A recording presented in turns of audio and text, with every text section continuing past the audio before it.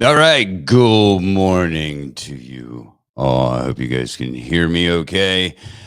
It is the very first installment of the Mornings with the Dred. Normally, Dr. Mega would be sitting next to me. He had to make a house call today, so he is unable, unfortunately, to be with us. But I have a kind of behind the camera. She's she's not very well. I mean, you're photogenic, but you just don't I'm like to not. be. You just don't like to be in front of a camera. I'm You're so not photogenic. this is Mrs. Dredge. Thank you for joining me, though, Mrs. Dredge. You're welcome. Dr. Mega had a house call. This is again Mornings with the Dred. Mornings, as in we're morning people. No, not really. Let's check the chat real quick. Give a few minutes. We have a Facebook user. Good morning.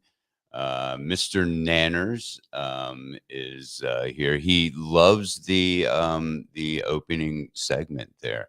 That opening animation, that intro. I got to give a big shout out to Tony and Amy, Gorehounds of Horror. Check them out on Facebook. There's two Gorehounds that groups, and they're transitioning and have been for a few months, I believe, from the old book or the old book. God, this is what it's going to be like, ladies and gentlemen. It's going to be, I'm only on my fourth cup of coffee, so Only. yeah. Um, but they're transitioning from their old Facebook group to this new one. So check them out. It's Gorehounds of Horror, the group. And that's what the title will be. Go check them out. Tony over there, one of the owners, Tony and his wife Amy, great people. I've known them for quite some time. Been wanting to collaborate.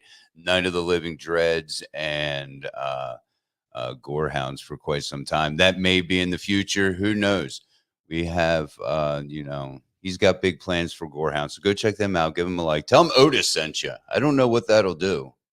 Probably nothing.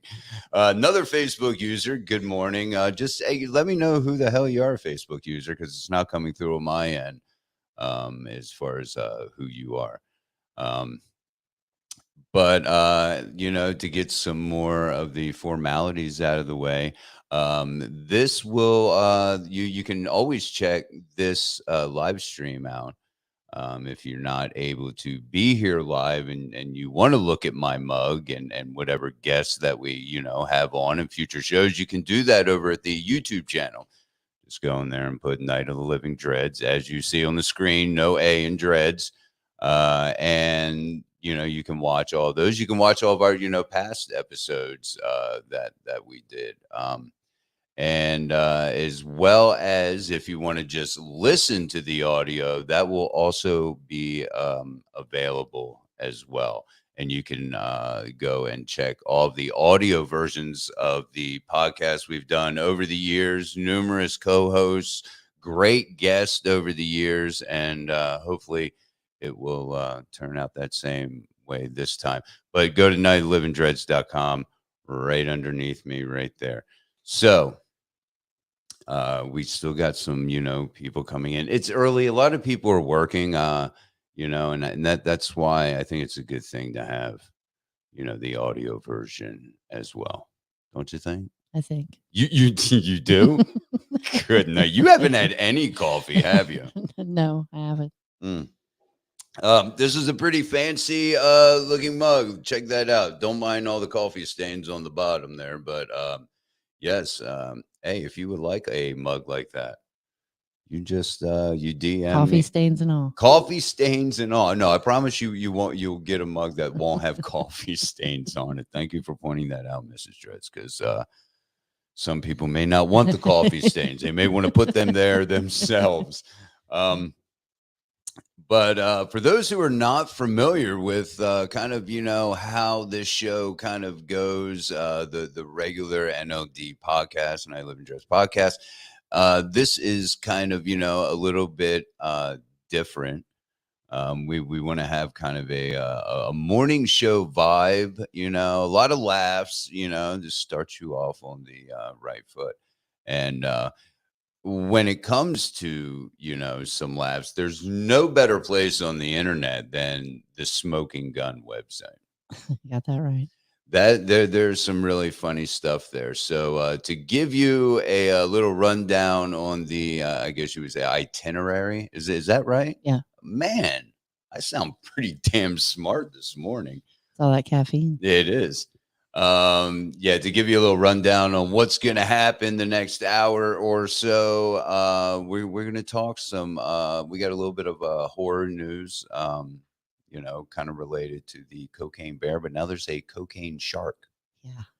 And we're going to talk about that. I'm going to show you the trailer of that one, and we also have some non-horror, but some quite funny articles from the aforementioned the Smoking Gun website. Do you have a chance to look over them, Mrs. Yes. Shreds? Did you? Yeah. What do you think? Oh my God. Yeah, exactly. It kind of greases the wheels a little bit. We used to call these articles the fluffer articles.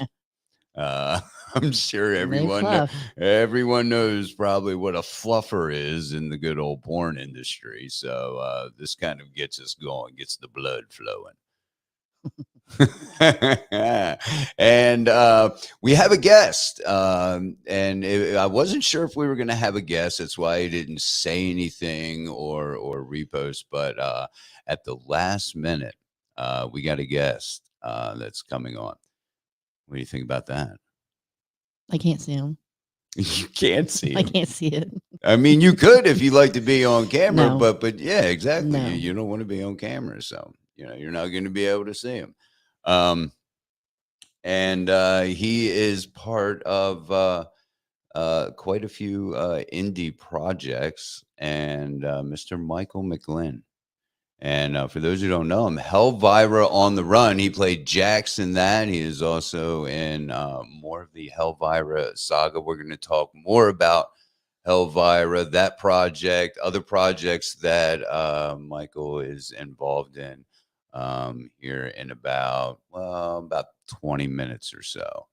And he's going to give us about 15, 20 minutes of his time, and then he's got to run off to work or do whatever Michael does. Probably groom that mustache of his. Maybe. I'm thinking so. That thing is Wonder if he uses oil. I don't know. I'm going to ask him. I'll ask him. If he grooms that thing, because it's looking pretty good. It looks like one of them big black ass caterpillars. That's what it looks like. So we got that coming, and also have a pretty interesting article. If anybody knows me, and follows the Gores in the group, you probably see a lot of serial killer, true crime stuff, mainly true crime stuff.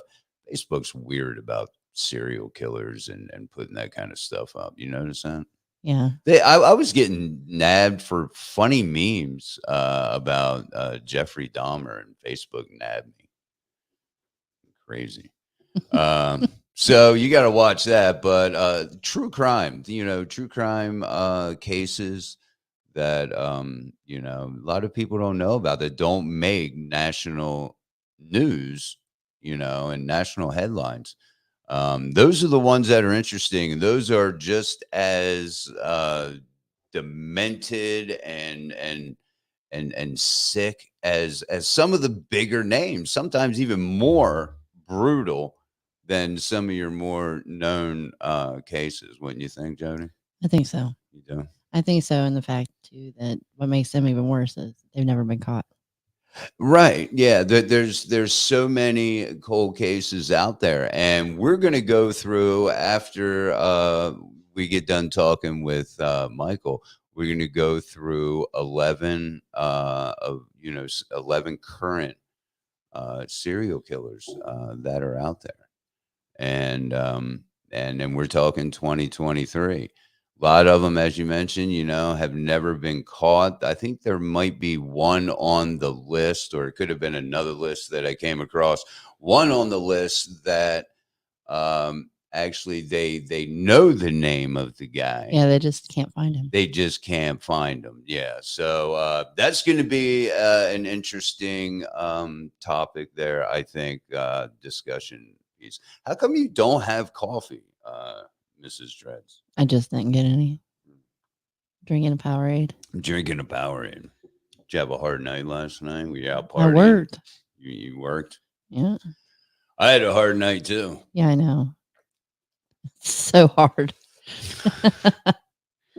I did. I slaved over a stove and made sloppy joes, gourmet sloppy joes. Yeah, manwich. I put salt and pepper in the ground beef. No, yeah, I know manwich. I didn't do nothing spectacular. I really didn't. All right. Let's start off with let's talk some Cocaine Bear. Shark. Right. I don't know. I liked Cocaine Bear. I thought that was enjoyable. It was very entertaining. Yeah, I thought so. What I'm and we should have known it was going to go to these levels. Oh yeah. Just like, Sharknado. Yeah. The Blood and Honey, Winnie the Pooh. That was dumb. Dumb as hell. Not a fan of that. Yeah, I didn't. It wasn't as entertaining as I thought it was going to be. No. But I hear that I would like to see some like children's stories turned into horror movies, wouldn't you? Oh, it too. If they did it right. Right. Yeah. So we'll see if they do that. But for right now, they're going, they're sticking with blow and animals.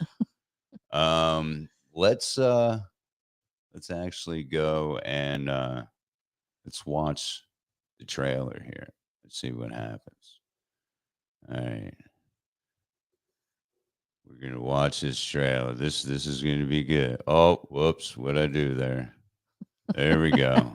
All right, here we go.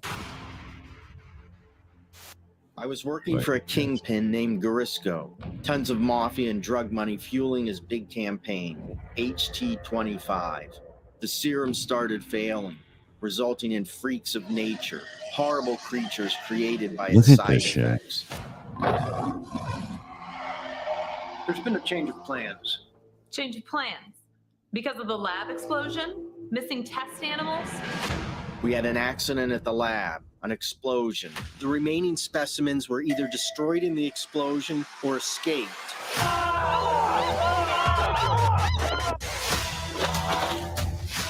Is it following us?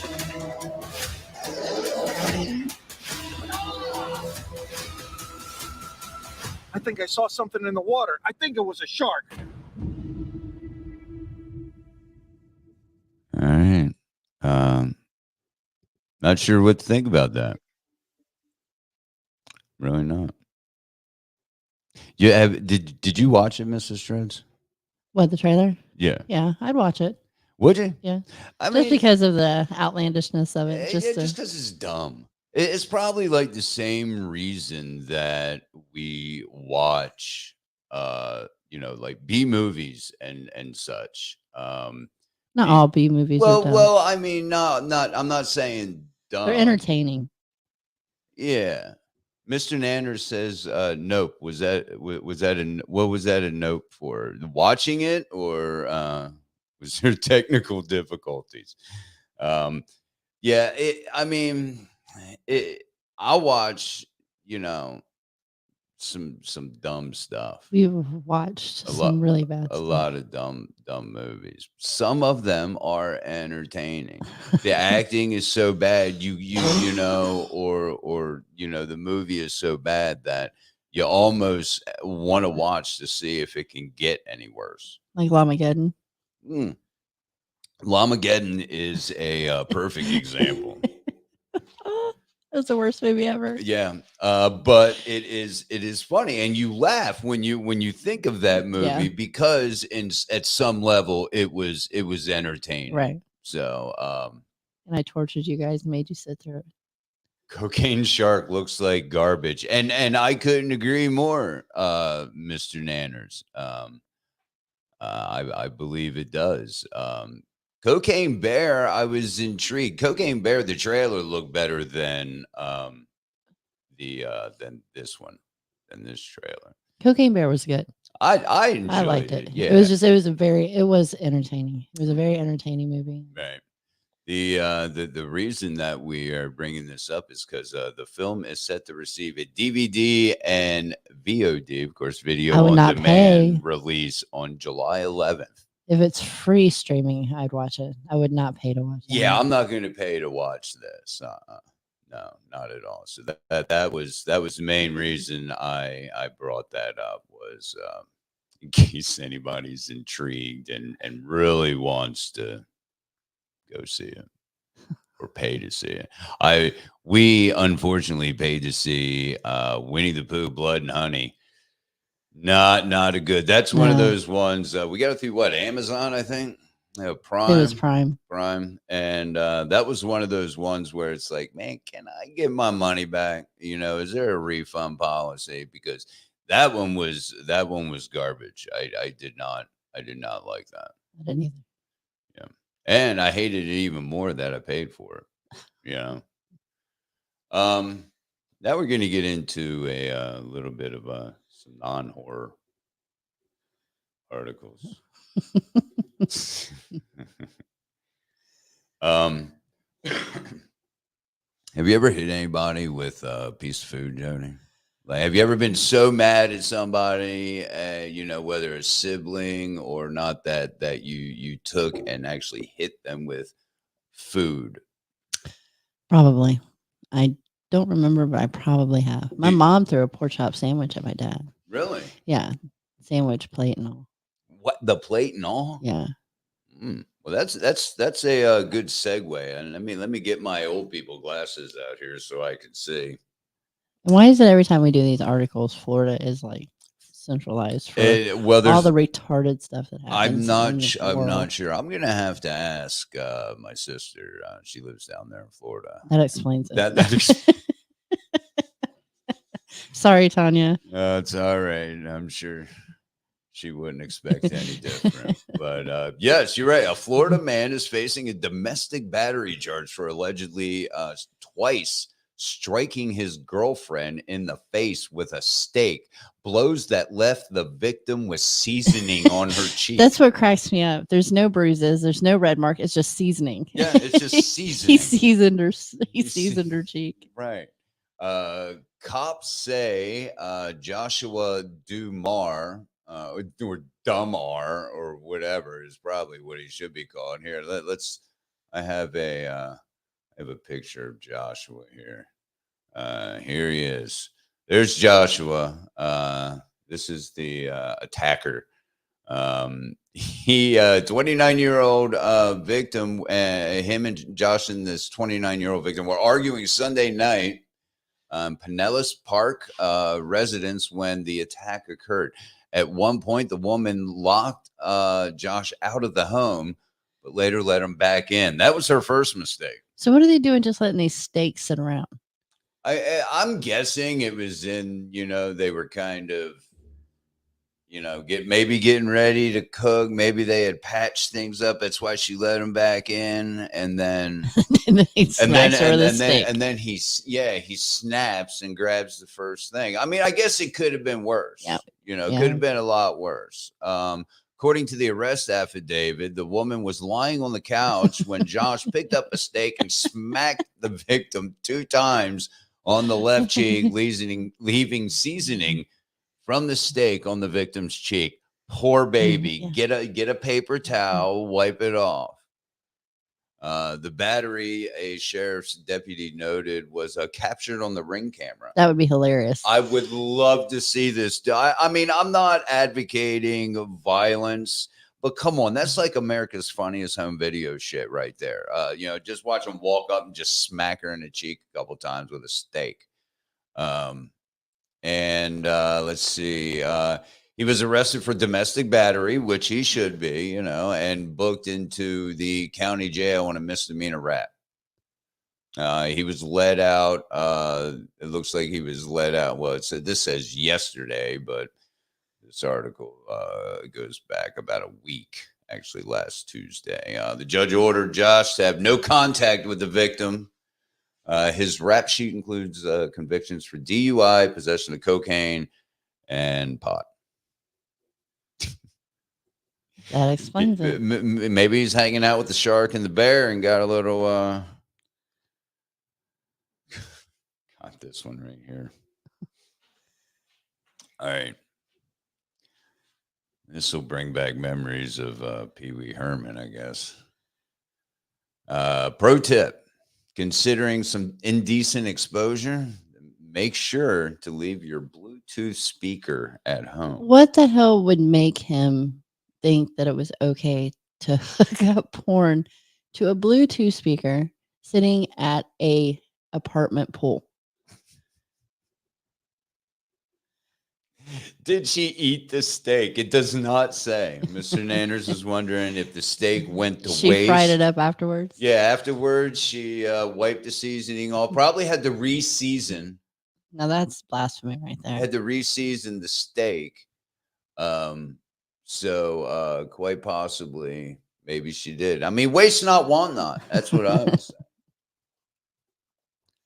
Great question. Thank you, Mr. Nanders. She fed it to her dog. Oh my God. So here's a tip for perverts everywhere. If you're planning to masturbate while watching a porno on your phone while at your apartment complex's outdoor pool, there's so much wrong in that right there. Yeah. Do not connect your device to a Bluetooth speaker because amplified moaning will bring unwanted attention. I love how he says, when I get drunk, I do stupid stuff. He does, yes. Well, yeah. Florida police were summoned to the Palms of Clearwater development Sunday night after a witness reported seeing a man with his pants down and begin to masturbate to a pornographic video on his personal cell phone. Cops identified the accused masturbator. Let us get, just for your own protection, in case, you happen to be in Florida, don't go to a pool where this guy's hanging out. There he is. Christopher Harris there on your screen, a resident. He's 51 years old. Yeah. Okay. Describes himself, a resident of the Palms, which describes itself as a Mediterranean oasis. Harris police noted in an official arrest affidavit, also connected the video to a Bluetooth speaker and began playing the video out loud as he masturbated. Multiple officers responded to a 911 call, observed Harris pleasuring himself by the pool. After being read his rights, Harris reportedly admitted to playing with himself, adding that when he is intoxicated, he does, air quotes, stupid things. I think that's a understatement, really. Just why? Yeah. Why? I mean, you obviously have an apartment there. Maybe. I mean, it don't. He's just chilling out at the pool. He just goes to a pool, Maybe he is there. I mean,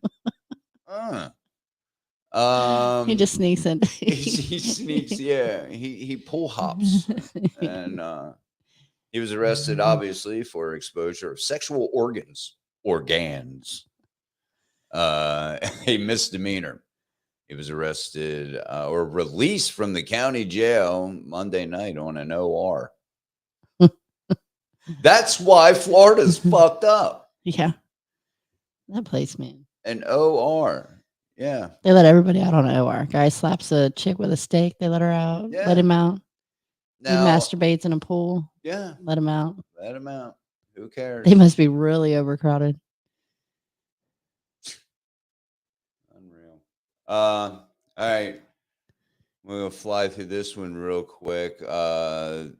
This guy right here, Clifton Williams, you never take this man's hot pocket. He shot his roommate in the ass. He was mad. He's madder than hell. And this is Kentucky. This ain't even right. This ain't even Florida. He shot his roommate in the buttocks after the victim ate the last Hot Pocket in the freezer. I love how at the end of the article it says that the cops didn't disclose what kind of Hot Pocket it was. Well, right. Which I personally was, kind of interested. Is the hot ham and cheese or what? He's 64 years old. The male victim got into an argument. And the victim states his roommate, Mr. Williams, got mad. He ate the last Hot Pocket. So they began throwing tiles at him. He then attempted to fight back by trying to, quote, beat his ass. The victim said he began to depart the property. He was leaving on his own. Like, fine, dude, you're getting a little outrageous over this Hot Pocket thing. I'm out. Williams retrieved a handgun, came back outside. The man started yelling, "Don't shoot!" But Williams shot him right in the ass. Shot him in the ass while he was trying to leave. Could have been worse. I mean, it could have been worse. At least he had decent aim and just shot him in the ass. Shot him in the ass. Over a Hot Pocket. Over a Hot Pocket. And they can burn your face off. I've had it happen. Yes. I've been there. You were traumatized for a little bit. I certainly was. I don't eat Hot Pockets now because of that. I don't think I've had one since I had a little. I think you may have. I may have had like one or two, but yeah, I had a big blister on my damn lip. Hot ham and cheese. Hot ham and cheese. He's the Billy the Kid of Hot Pockets. You got that right, Mr. Nanners. That's great. Yes, sir. All right, we're gonna take hopefully Mr. Bill Mosley and the Corn Dogs and Buckethead don't get mad at me playing this. That's my dog. I knew he was gonna try and steal the show if you can hear him. But we're going to play a little video right quick, a little musical interlude. Meat, Rotten Meat. And this is going to be a good one. So, and after that, we're going to get Michael on, and we're going to talk some indie horror. So we'll be right back.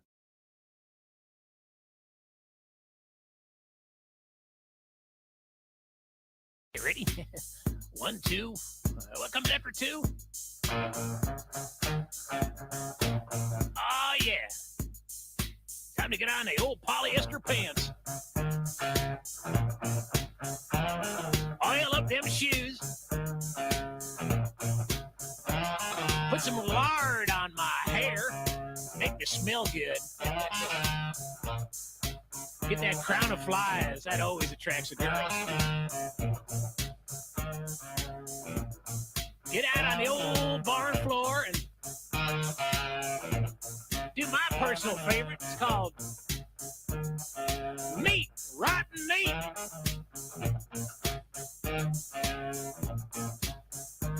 Well, I am a rapper, and I'm a clapper, and I'm a napper, and I'm a japper, and a whippersnapper.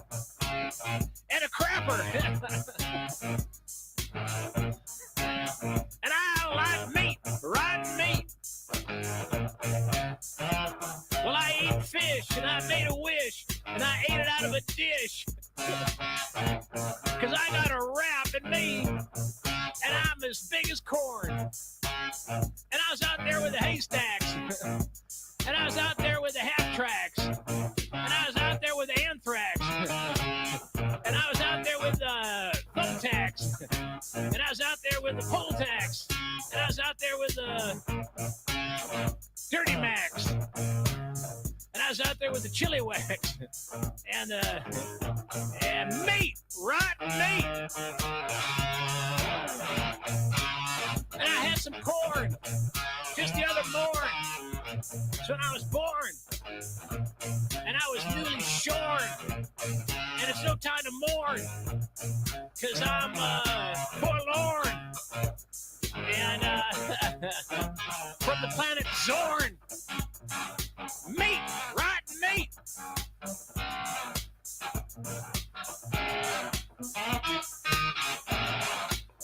Time for a bird solo.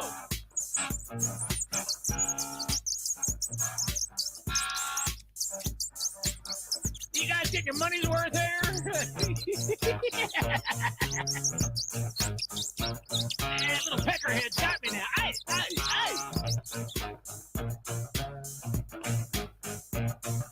Yesterday I went into the refrigerator, opened up the meat drawer. There was some Pakistani fellow that didn't keep too well. We grabbed him down at the garage the other day. No one would miss him. And I guess Bubba must have pulled the plug because he didn't keep well. And I wanted to make a sandwich, and I just looked down, and you could tell from the smell that it was meat, rotten meat. Kind of smells like Bubba's feet. Just like a chopped up parakeet. Meat, rotten meat. Well, I'm a rapper. I'm a crapper. I'm a snapper. I'm a napper. I'm a lapper. I'm a splapper. I'm a flapper. I'm a japper. I'm a capper. I'm a bapper. I'm a lapper. I'm a crapper. I'm a zapper. I'm a quapper. I'm a zapper.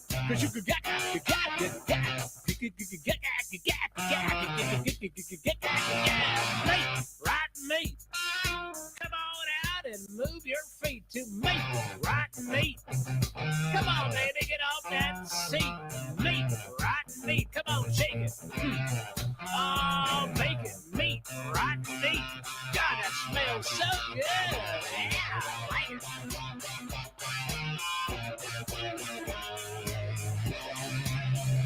Whoa! Hey, look, it's an airplane. God dang, I haven't seen one of them in over 17 years. Wonder what it's doing around here. Maybe it's zeroing in Hilarious. my cold cuts. I love this. All right. We're back. And as I mentioned, man, we got a very special guest on here. We're gonna talk some indie horror. Let's just bring him in, Michael McGlynn. I can't. Are you saying anything? I can't hear you. Can you hear me, man? I can hear you now, loud and clear. How are you? Good morning, sir. Thank you for coming on our first installment, man. It was kind of last minute, but I appreciate you, brother. How are you this morning? I'm doing awesome, man. How are you doing? Oh, man, I am wired on some caffeine. I love that mug. A huge Doors fan. I take it you are as well. Oh, I am. I'm a very big Doors fan. Yes, I love the Doors. So you've been kind of a busy guy here of late. You just went to a mustache. I love this. I love the mustache, man. No, that's looking great. But you were just at a convention. Tell us how that went, man. It looked like you had a great time. Oh man, it was such a blast. We were at Carolina Fear Fest out in Raleigh, North Carolina. I got to meet a bunch of awesome people. I got to meet I got to meet the two main kids from Ash vs. Evil Dead and Nice. James from Friday the 13th, the reboot, and Hatchet 3. I had actually signed my Hatchet poster. And I got to meet Brett Wagner from Texas Chainsaw Massacre. He was a super nice dude. And then I got to, the best part of the whole thing is a lot of my online friends and stuff that I get to chat and hang out with and all the time, all actually came out. So I got to actually meet a lot of them in person, like Shannon Atkins, Bobby High came out, and then a lot of our people I get to see a lot of times, like Paul Dunn and his absolutely wonderful wife, Sam, and Steve Wells and Jamie Wendigo. All people who, when we're in the Carolina area, always come out to see us and stuff. And it's like a big family reunion at that point, man. So I really had a blast. I think that was actually the highlight of it, too. I mean, meeting celebrities was cool, but hanging out with some of these people that you chat with, you joke with a lot online. You actually get to see them face to face. That definitely took the cake for me. No, I think so. I think so as well, man. I've had that, experience where, just meet up at a convention with somebody I've talked to, online through Facebook or other social media platforms and take and just kind of build a friendship because, of your likes and, you're very similar, in that regards. And then you finally meet him and hang out. It was like that. I don't know if you've heard of Kid Dreadful. She's a little 8, 9-year-old cosplayer. Oh, Oh no, she's absolutely awesome. Yeah, I got her bracelets on right now, man. Yeah, awesome. she does some really awesome cosplaying and got to meet her. She was actually on the podcast about a year and a half or so ago, the youngest guest I've ever had on. I think at the time she was 7. Oh, wow. And yeah, her and her mom and her dad, came on. But I got to meet them all last year at a convention. It is like the horror community. It is like a big family, It is.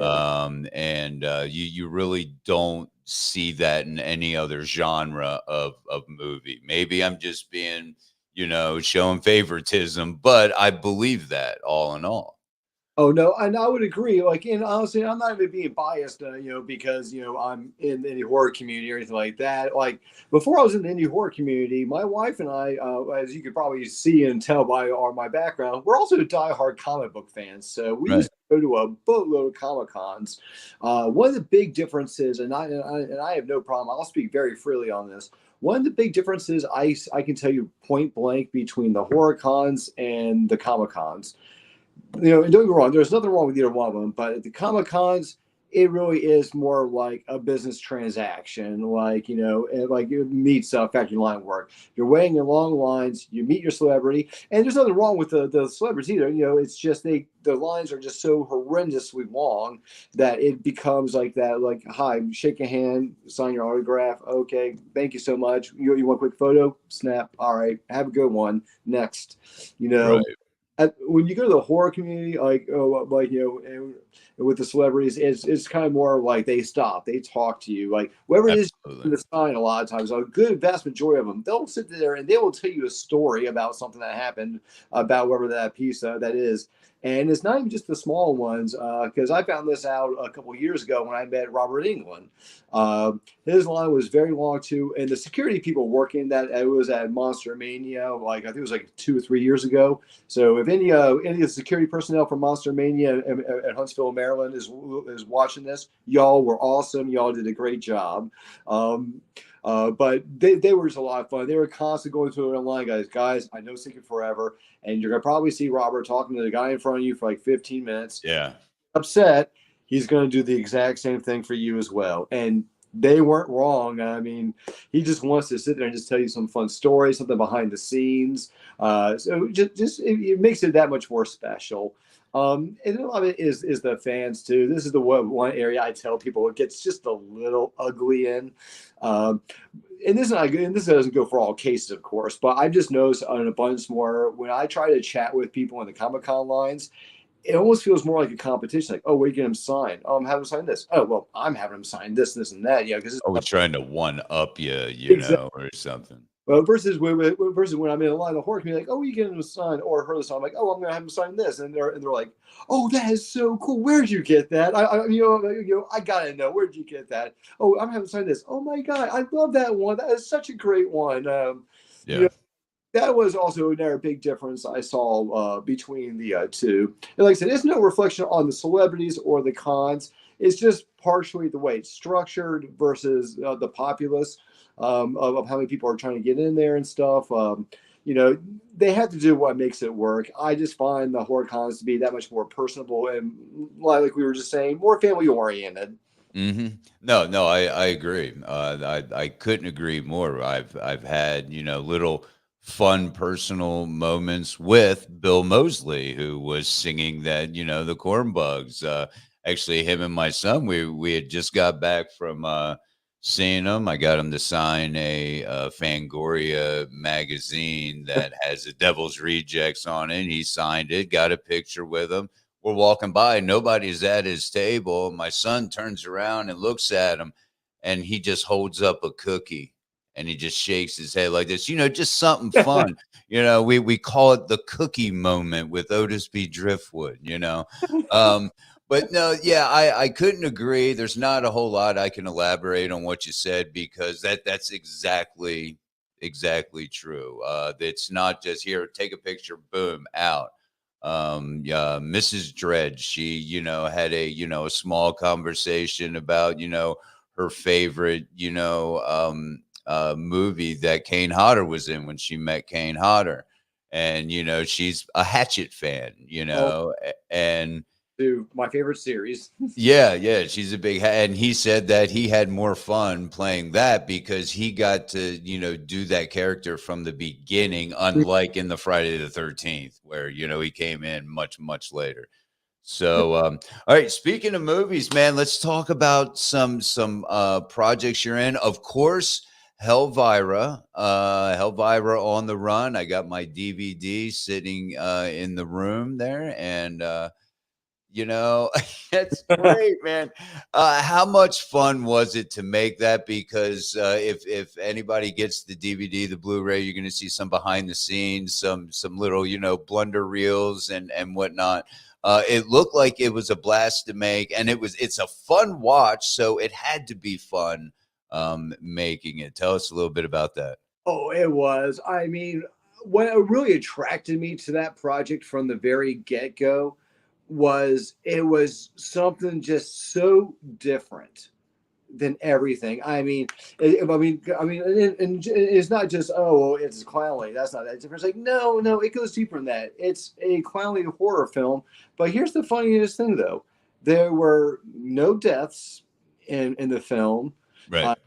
But people still really enjoyed it. And what I think I liked the most about was it was just all the fun play we got to have with it. It's just like when Morgan was telling me about it and like how it was all going to unfold and everything, like I just started having all those mental pictures running in my head. I'm like, oh my God, this is going to be so much fun. I mean, like, yeah.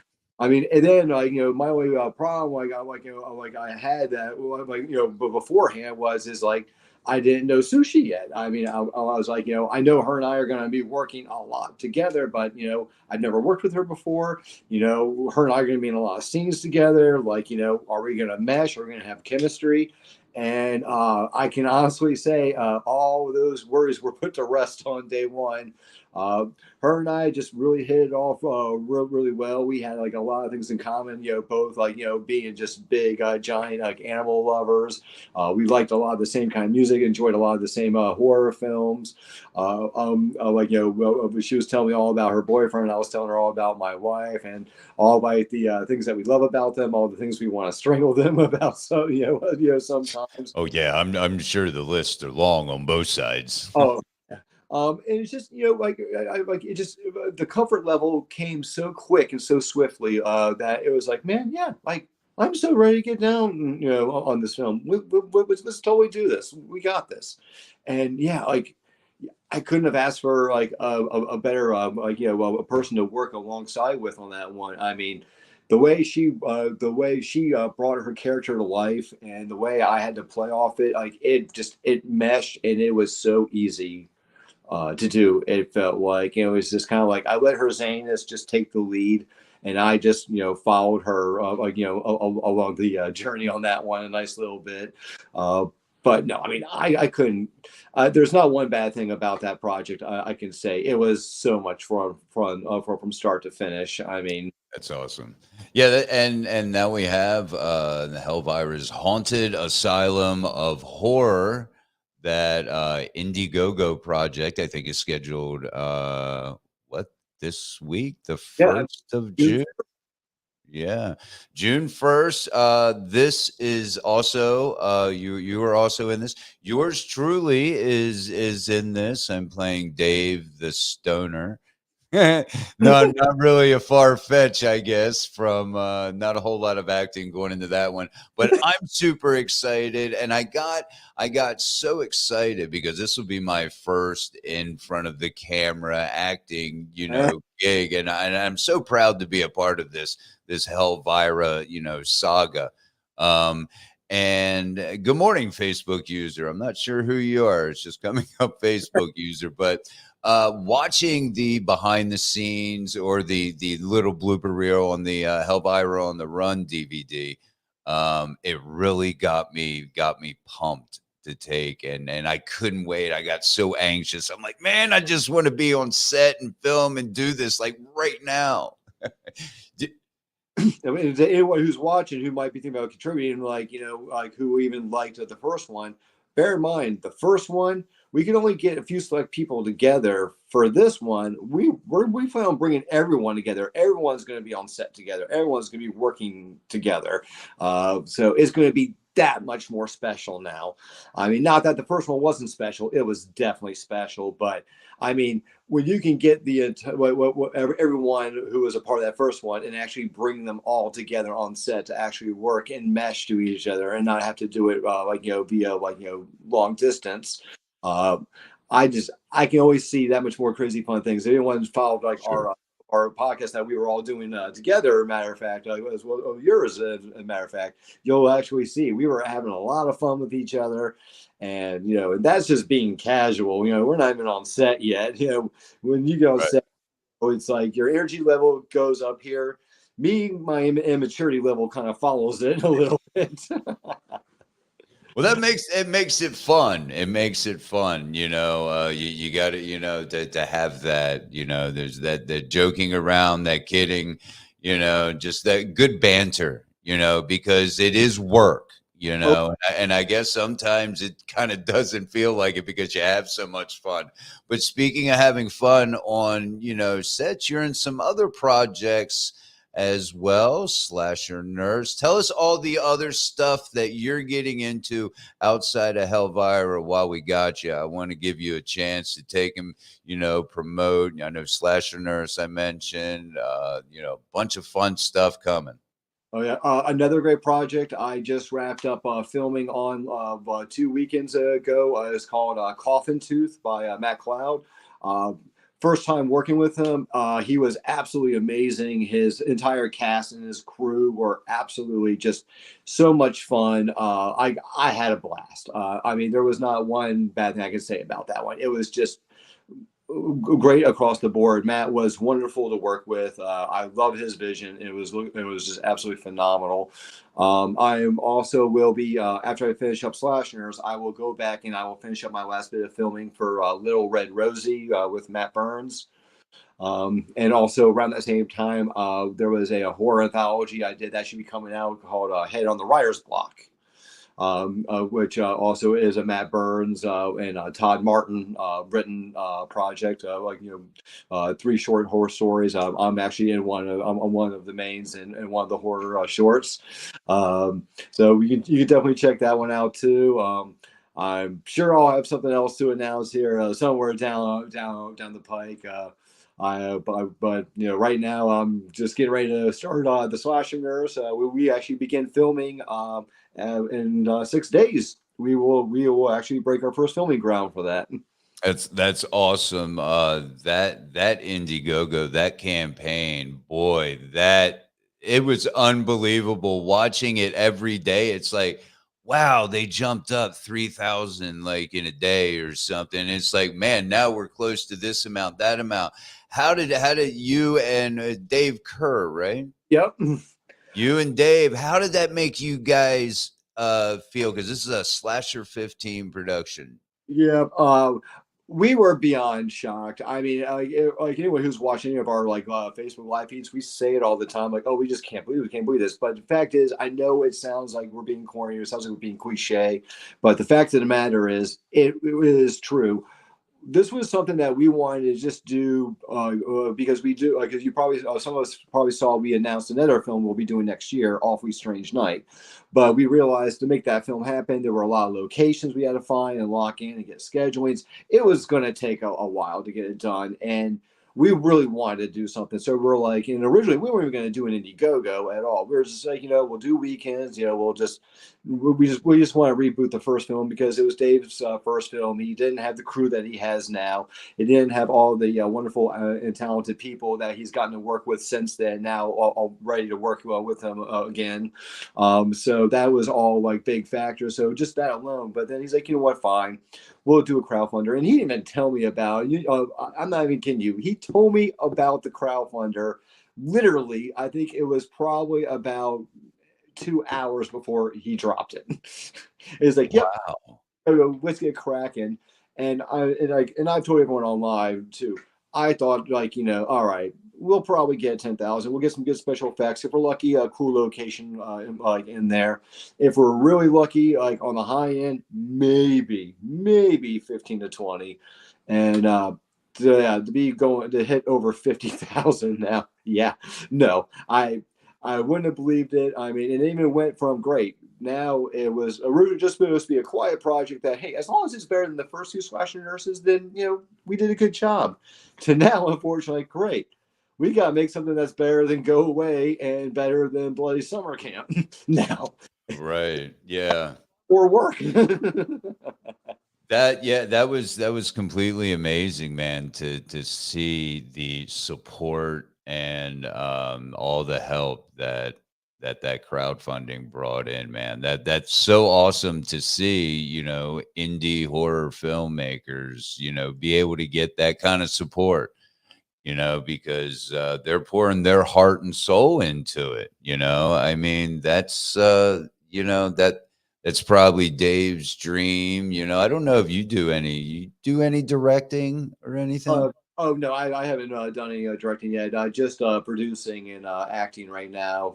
I've started to do some writing, but I'm still a little ways away from finishing it up. It's kind of like I got a little for downtime. I'll do a small little chisel here, a small little chisel there. Right. Yeah, because you've been pretty busy with a lot of these projects, man, and I think that's awesome. We're gonna have Dave actually on the show the 13th of June. So I guess I'll just throw that out there. We confirmed that yesterday, and so we're gonna talk more. Slasher Nurses and his projects coming up. That's what I want to do here, buddy, and I really appreciate you coming on, and as well as everybody else that's going to be coming on, man, because there's a lot of good original ideas in indie horror, not so much in your mainstream big you've seen a lot of remakes, and I mean, I think the pulse of the nation is people aren't liking it. All of these remakes of classics, and it's like, just leave it alone, let it ride. You don't need to bring it back to life. It has a life of its own. Leave it alone. Oh, I couldn't agree more. I mean, it's just gotten to that point where it's like, do you really need to? I mean, if you're gonna do it, at least do it the way like how like Child's Play did it. Like, for example, it's like they made a continuation of the franchise. They're not doing all this kind of like, well, we're doing this movie. It'll correlate to the parts this one, but it'll have nothing to do with this one, and this one. It'll be like those doesn't even exist. And I'm like, why? Right. Well, Michael, I know you're a busy guy. I'm going to let you go. And hey, man, have a great Tuesday. Thanks again for, coming on, giving us a few minutes, and hope we didn't exceed your time, didn't make you late or anything, but brother, and always happy to help out, man. I appreciate that. And take and, keep us informed on some of your projects coming up, buddy. Where can people go and find out for themselves? Throw out some links, some Facebook, pages, groups. Where's the best place to find all of the news about the Slasher Nurse when that goes into production and all of that? Oh yeah, definitely the best place to go would be our Facebook page, which is Slasher 15 Productions LLC.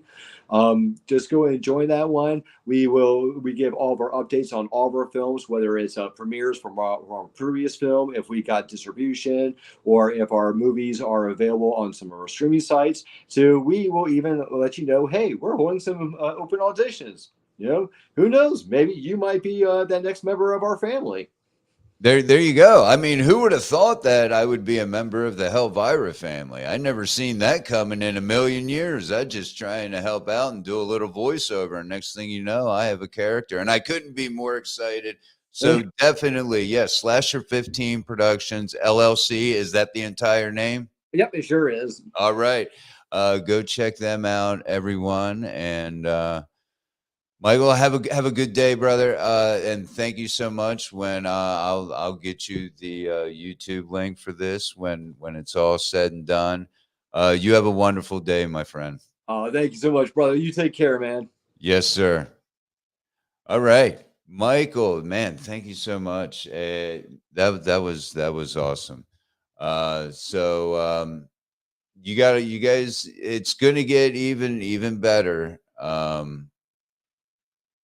Later on, more shows, because you're going to get more and more links. You have to write them all down because there's going to be, I'm diving into this indie horror, and try to do my best to help promote indie horror and whatnot. So we now are I think Mrs. Dredge is back. Because we're going to Michael is backstage. We're going to talk. We're going to get into the. No, cancel that. The 11 current, which I thought was crazy. 11 current active serial killers, unsolved cases in 2023. I'm sure there's a lot more, but 11 of them. That's what they know about. Huh? Says what they know about. That they know about, right? Let's go through. One is the you ever heard of the Long Island Killer? I mean, before you read this article, I know you read it. No. He's a New York killer, serial killer. Has been applying his grisly trade for over 20 years now, killing at least 10 victims between 96 and 2010, possibly more that they haven't discovered.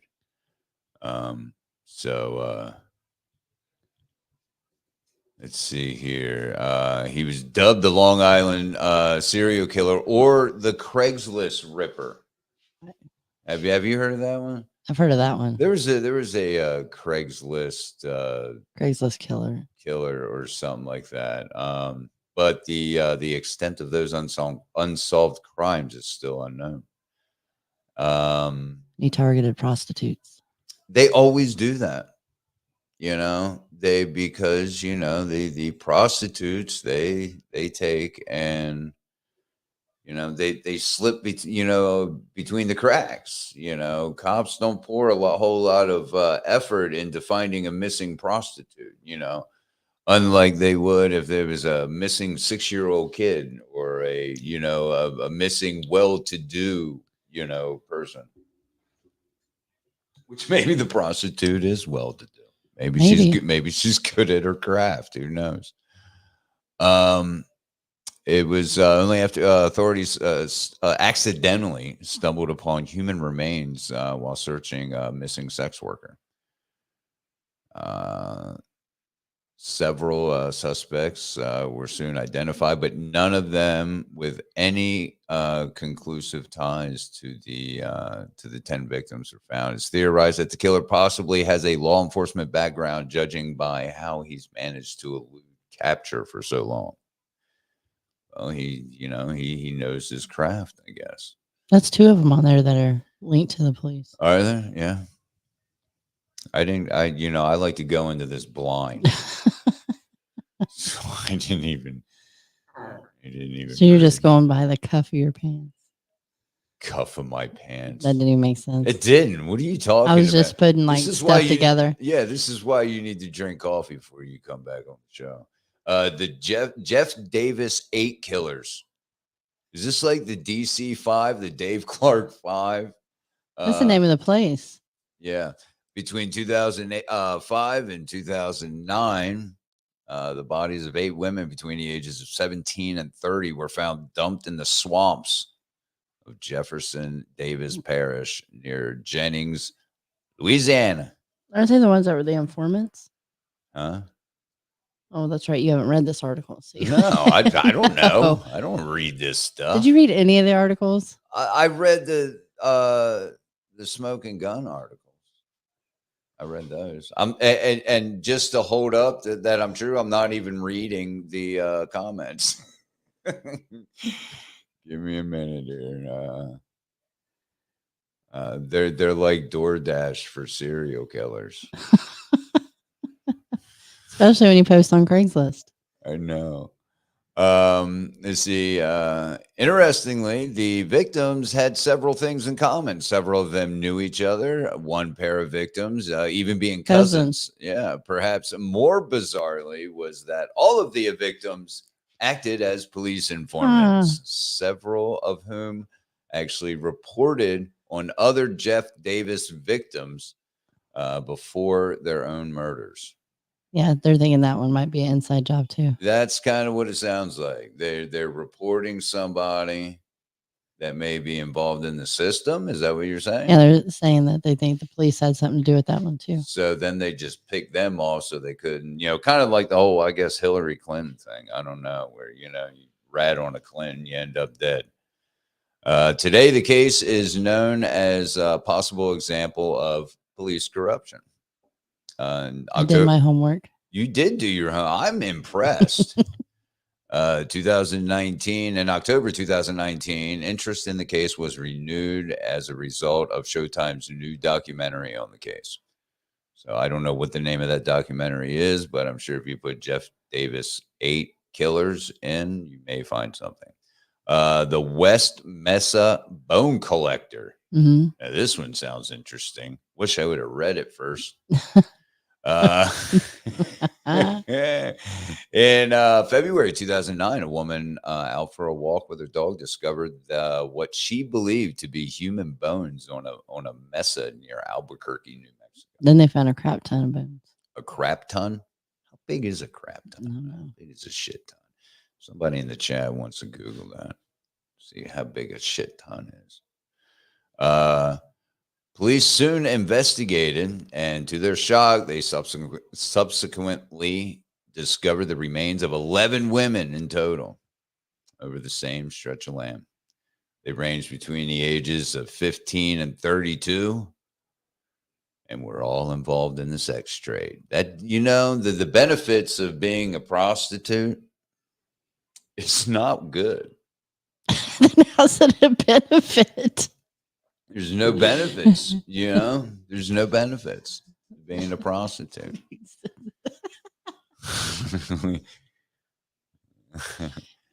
The case remains unsolved. Police do have 2 major suspects. However, one of them is in prison on unrelated charges, and The other one's dead. The other one's dead.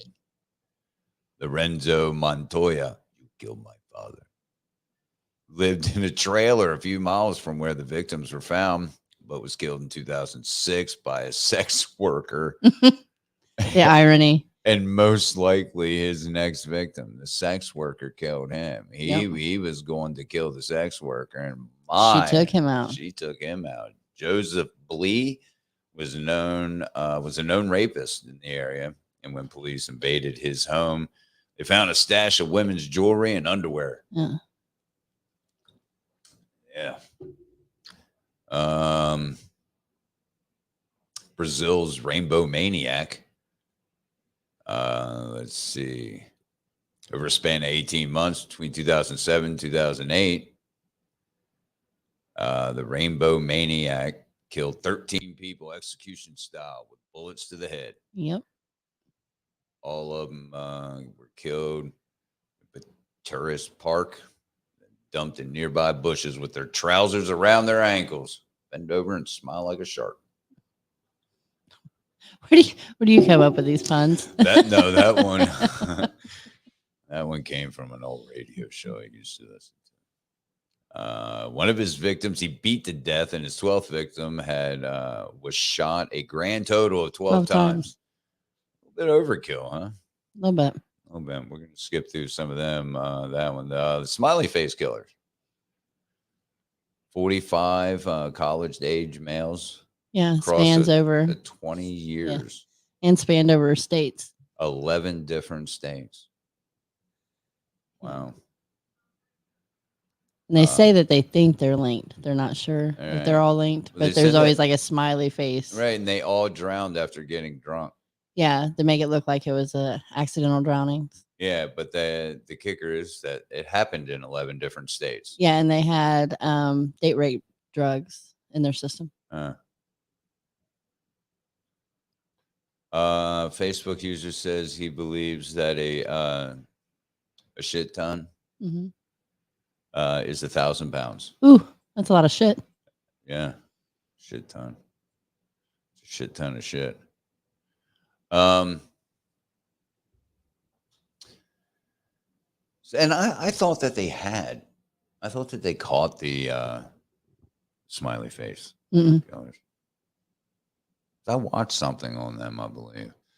The condition of the bodies. One victim had been missing for 40 days, but the deterioration of his corpse was nowhere near consistent with someone who had been in the water for 6 weeks. Yeah. You would be just pruned up. I mean, just you'd be deteriorated. Yeah. And this was also the case for multiple other victims. Whether or not you think that the smiley face theory is fact or fiction, there's no doubt it's a little creepy. We have Pedro Lopez, the monster of the Andes. I'm not going to go through that one. The I-70 killer. You're just picking people off. You're just picking them off. Unidentified American serial killer haunts the memories of the Midwest with a chilling murder spree that took place in the spring of '92. The nickname stems from the proximity of the stores where his victims worked, situated a few miles off Interstate 70. Yep. Just sit up there on the bridge, take people out. They had a DC sniper. He was doing the same thing, but he was taking people out like just like getting their groceries and putting their groceries in a car, and just people. Bloop, he was shooting people in their cars. Yeah, he was in his. This guy. Yeah. His modus operandi involved targeting young, petite, brunette women working alone in specialty stores. But his mom was like that. Yeah, why specialty stores? What does that even mean? Maybe his mom owned one. Oh, yeah. In one instance, or worked in one. In one instance, a male victim was mistakenly chosen due to the store's female name and his long ponytail. Oh.